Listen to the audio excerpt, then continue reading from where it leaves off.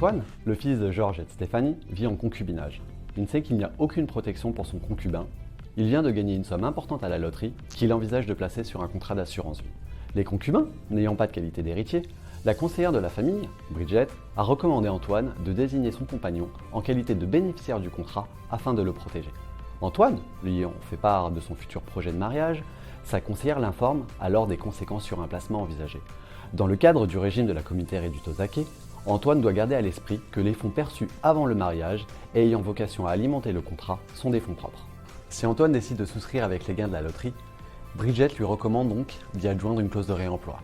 Cette clause permettra à Antoine, en cas de séparation ultérieure, de pouvoir récupérer ses deniers sans avoir à les partager à hauteur de 50%, même si des versements complémentaires étaient faits avec des fonds communs du couple.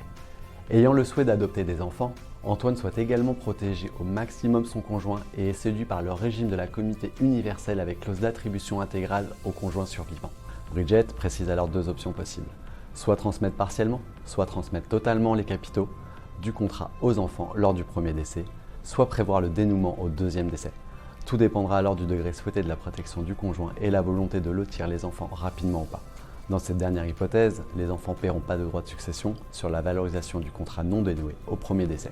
Envisageant de devenir entrepreneur, Antoine pourrait aussi se laisser séduire par le régime de la séparation de biens pur et simple.